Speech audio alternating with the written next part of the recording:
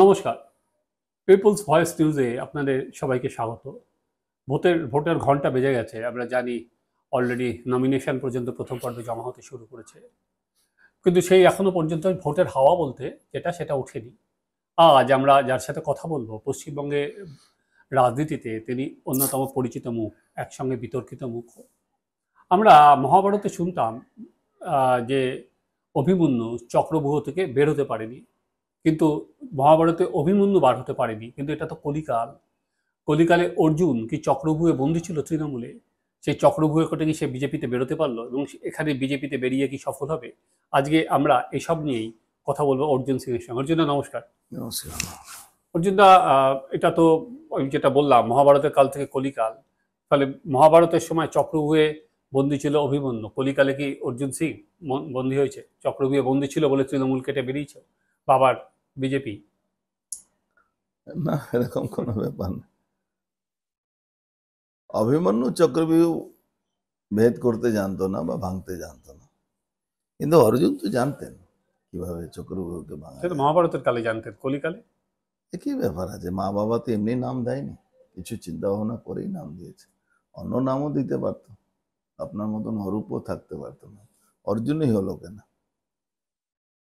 সে তো অর্জুন ভার্সেস পার্থ, দুজনের নামই তো অর্জুন। এবারে লড়াইতে তার বাবা মাও ভেবেই দিয়েছে সেও লড়াইটা করবে বলেই। আবার ভুল বলছেন। মহাভারতে কোনো বইতে পার্থ বল মানে অর্জুনকে বলা হতো না, পার্থ বলা হতো। এবার কেউ কেউ পার্থ বলে যদি ভাবছে কি, মানে ডুপ্লিকেট অর্জুন বানানোর চেষ্টা হলে তো অর্জুন হয় না, অর্জুন জন্মে নেয় অর্জুন হিসেবে। ভাটপড়া নিয়ে আমাদের কোনো সময় মনে হয়নি যে অন্য কেউ জিততে পারে। 2019-এ তুমি দেখিয়ে দিয়েছিলে যে জেতা যায়, কিন্তু ধরো আবার দল বদল করে আবার ফিরে গিয়ে তুমি কি জীবনে তোমার মনে হয় সব থেকে পলিটিক্যালি সব থেকে কঠিন সিদ্ধান্ত নিলে? না না, কঠিন সিদ্ধান্ত কিছু নয়। আমি দেখুন, আমি খুব বেস লেভেলে পলিটিক্স করি। আমার পলিটিক্সটা কোনো মানে সিজনাল পলিটিক্সের না। আমি হলাম একদম যেরকম মজদুররা নিজের শরীরে শ্রম করে, পরিশ্রম করে, রাজনীতি করে, নিজের শ্রম করে থাকে, তখন কিন্তু ওরকমই আমি কিন্তু করি। আমার খুব হাই ফাই, আমার খুব কোনো চাহিদা, আমার কোনো এ থাকে না। আমি নিজের পরিশ্রমে এমপি হয়েছি, মানুষ আশীর্বাদ দিয়েছে, মানুষের সঙ্গে ভালোবাসা, প্রেম, কাজ করা তাদের হয়ে, এটা আমরা করেছি। কিন্তু আমার খুব বড় চাহিদা থাকে না সবসময়। আর যেটা আমি করতে পেরেছি নিজের দমে করেছি। আপনি উপলব্ধি করবেন, 2022-এর পরে আমি কিন্তু কোনো পলিটিক্যাল প্রোগ্রাম করতাম না, আমি সবটা সোশ্যাল প্রোগ্রাম করতাম। সোশ্যালি আমি মানুষের সঙ্গে অনেক যুক্ত আছি। পলিটিক্যাল প্রোগ্রাম তৃণমূলে আর করার জায়গা নেই বাংলা। কেন মনে হচ্ছে? যে বাংলাতে সবটাই চুরি হচ্ছে, চাল চুরি, কয়লা চুরি, বালি চুরি, পাতার চুরি, রাস্তা চুরি, কারখানা চুরি, কারখানায় স্ক্র্যাপ চুরি, মাটি চুরি, কারখানার মধ্যে থেকে মাটি চুরি, ইট চুরি, রাবিশ চুরি। এটা তো নিশ্চয়ই লোকাল লেভেলে হচ্ছে, উঁচু লেভেলে তো জানে না, খুব একটা চুরিটা জানে। সব লোকাল লেভেলে তো কি হচ্ছে। বলছেন? 75%, 25%-এর গল্প তো নিচে লেভেল থেকে শুরু হয়নি, তো উপর লেভেল থেকে এসছে। তাহলে তুমি তো এটা জেনেই দল বদল করেছিলে, আবার এসছো 75-25। আর দেখুন, লোকের কাছে ধরো ধরো চুরিটা যখন আপনি বলবে অর্জুন আপনি দা। একটা জায়গা ভুল হ্যাঁ, ভাবছেন, ভুল করেন, ভাবছেনও করে। আমি কি বলে, ফার্স্ট আমার স্টেটমেন্ট আপনি শুনেছেন নিশ্চয়ই। আমার এলাকার যেভাবে তাণ্ড চলছিল, যেভাবে মানুষের উপরে অত্যাচার চলছিল, যেভাবে পোস্ট পোল ভায়োলেন্স হচ্ছিল, সেই পোস্ট পোল ভায়োলেন্সটাকে রুখে দেওয়ার একটা টাইমিং অ্যাডজাস্টমেন্ট ছিল। কিন্তু এই অ্যাডজাস্টমেন্ট উনি টিকিট দেবেন না, এটা আমি জেনেই করেছিলাম। আমি তো জেনে শুনে এই অপমানটা বরদাস্ত করেছি, উনি এটা করবেন। আমি কিন্তু এখানে যারা যে লোকগুলো, যে ডিপ্রাইভড লোকগুলো তৃণমূলে, যারা ক্ষমতা এনেছিল তৃণমূলকে, ক্ষমতা আসার পরে তৃণমূল তাদেরকে লাত মেরে ফেলে দিয়েছে। এই চোর কোম্পানিরা যখন থেকে তাদের উদয় হলো এই পার্টিতে, যারা শুধু চুরি পার্টির নামে সরকারের নামে করে যাচ্ছে, এই চোর কোম্পানিরা পার্টিকে গ্রাস করে দিয়েছে। সেই জায়গা থেকে যারা ডিপ্রাইভড লোক ছিল তারা আমাদের কাছে বারবার বলতো আপনি এলাকাটাকে বাঁচান।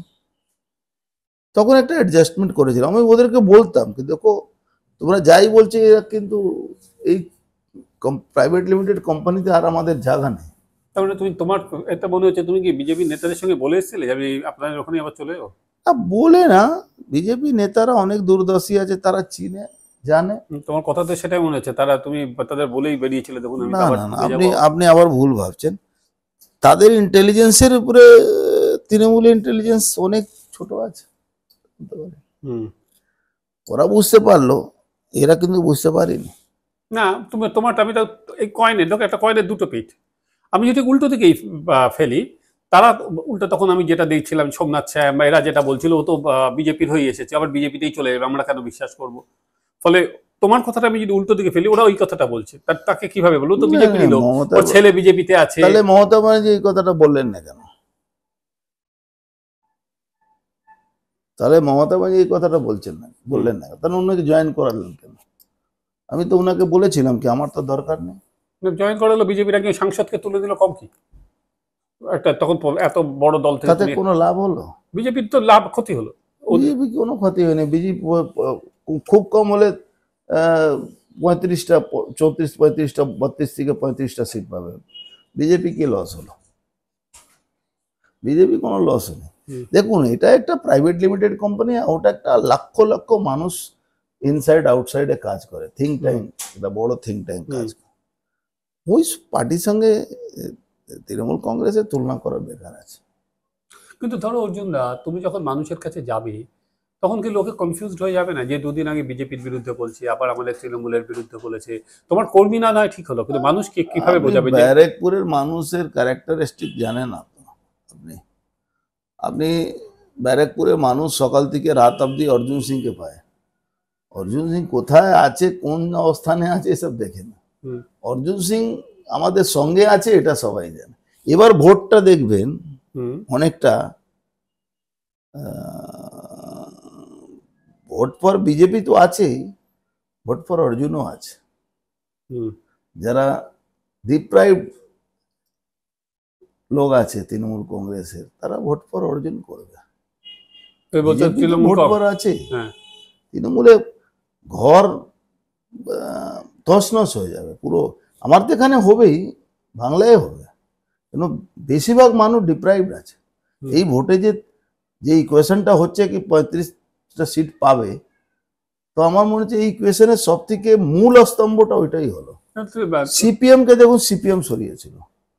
আর লিখে নিন আপনি, আমি আমার নাম করে কোট করে আমি আপনাকে কেমন ক্যামেরা বলছি, আপনার রেকর্ড থাকবে, তৃণমূলকে তৃণমূলই শেষ করবে। আগে তৃণমূলের বলছো, তোমার নিজেদের মধ্যে কোন দল, গোষ্ঠী কোন দল, সেরকম তুমি সেটাই বলতে চাইছো? গোষ্ঠী কোন দল হলে তাও মেটানো যেতে পারে। যেখানে 10% লোক সুযোগ সুবিধা নিচ্ছে, 90% লোক তারা সুবিধাও চায় না, তারা সম্মানও পাচ্ছে না, সুবিধা তো ছেড়ে দেয়। ধরো তৃণমূলের দুটো জিনিস প্রধান ভোট ব্যাংক, একটা হচ্ছে ধরো 100 দিনের কাজ, সেই টাকাটা আবার তাদের অ্যাকাউন্টে চলে যাচ্ছে, তোমরা চুরির অভিযোগ করছো, টাকা আটকে রাখছো। দ্বিতীয় হচ্ছে লক্ষ্মীর ভান্ডার, অন্যতম মহিলা ভোট ব্যাংক, এবং আরেকটা হচ্ছে মুসলিম ভোট ব্যাংক। এই তিনটে তো তৃণমূলের প্রধান। যারা তুমি কিভাবে ধরছো? এটা মুসলিম ভোট ব্যাংক তোমাদের বিজেপির সঙ্গে, তার তোমরা 30% বা 35% ছেড়েই ময়দানে নামছো, কিভাবে দেখছো? সংখ্যালঘু তোমাদের সঙ্গে দেখুন, আপনি মনে হচ্ছে যথেষ্ট ভোট হয়নি পঞ্চায়েতে, কিন্তু আপনি নিশ্চয়ই উপলব্ধি করেছেন পঞ্চায়েত ভোটে যত খুন হয়েছিল তার মধ্যে 40 জন খুন সংখ্যালঘু সম্প্রদায়ের লোক। তার মধ্যে বেশিরভাগ অপোজিশন, কংগ্রেস, সিপিএম যারা করতো বা নির্দল, তৃণমূল তো বলছে তাদের লোক বেশি মারা গেছে, তাদের টাকা দেওয়া হয়েছে, তারা কিন্তু মারা গেছিল। বেশিরভাগ লড়াইটা কিন্তু মাইনরিটি লড়েছিল, হুম 80% লড়াইটা। তার মধ্যে ট্রেন্ড এন্টি তৃণমূল হচ্ছে, হুম মাইনরিটি ভোটের ট্রেন্ডটা এন্টি তৃণমূল আছে। তারপরে আসলো এই টিচার স্কেম, টিচারের যে স্কেমটা হলো, এটাও বিশেষ করে সংখ্যালঘু সম্প্রদায়ের উপরে হিট করেছে আর মধ্যবিত্ত বাঙালি ভোটগুলোর উপরে ইফেক্ট হুম করেছে। থার্ড যেটা আপনি বলছেন কি ওদের ভোট ব্যাংক লক্ষ্মী ভান্ডার, হুম 1000 টাকাও বাড়িয়ে দিয়েছে এবার, 1000 টাকা 1200 টাকা। কোনো কোনো মায়েরা দিদিরা, কোনো মায়েরা দিদিরা 1000 টাকার জন্যে নিজের মান সম্মান বিক্রি করবে এই জায়গা আর নেই। সন্দেশখালি চোখে আঙুল দিয়ে দেখিয়ে দিয়েছে, সমস্ত শ্রীটা শেষ হয়ে যাবে। পথশ্রীর হাল কি আছে দেখছেন, সব শ্রীকে একমাত্র সন্দেশখালি শ্রীটা শেষ করে দিল।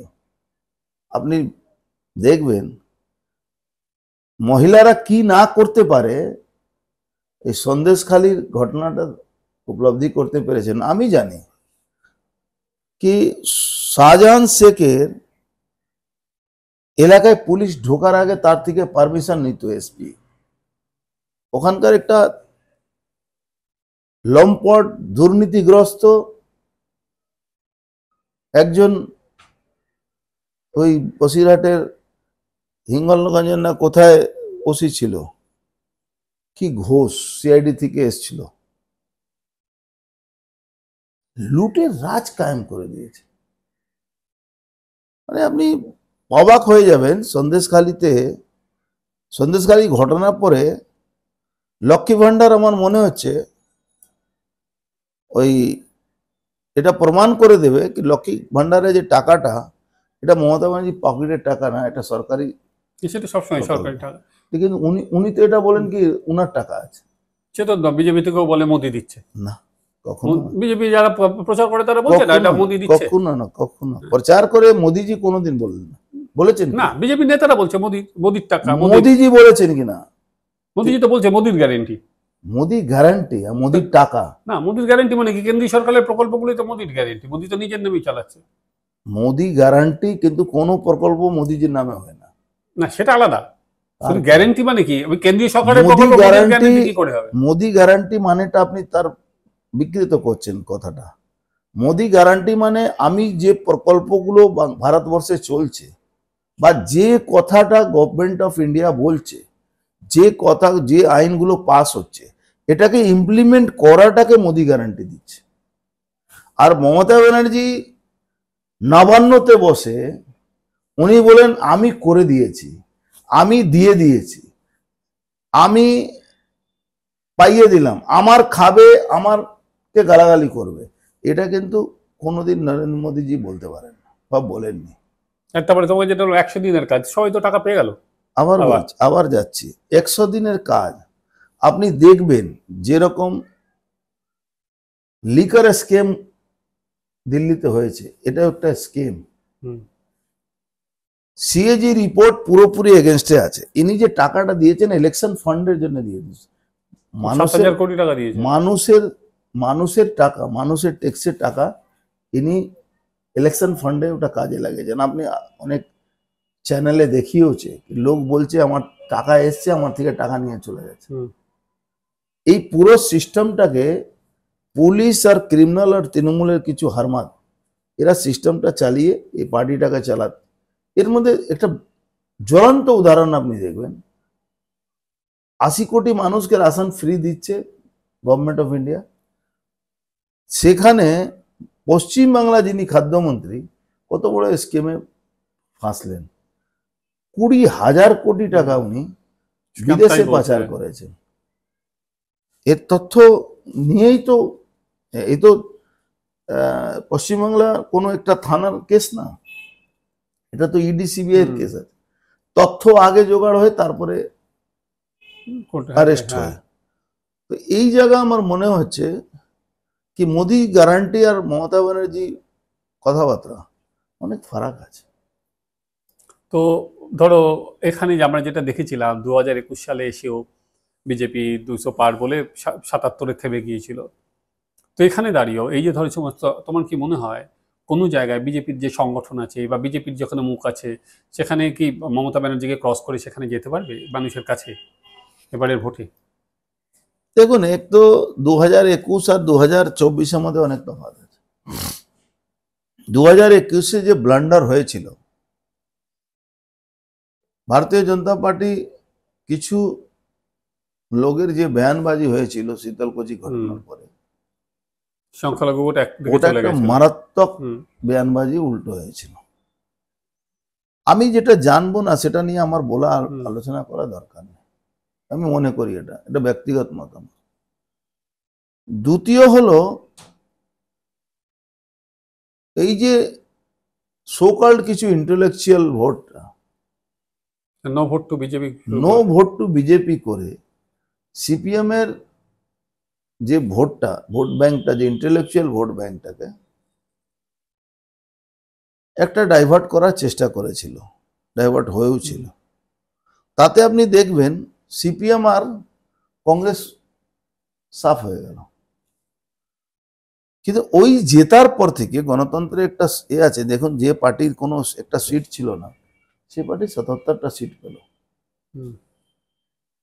এই জায়গা থেকে যে মানে রাস্তা উপরে হাঁটছে যে বিজেপি, এই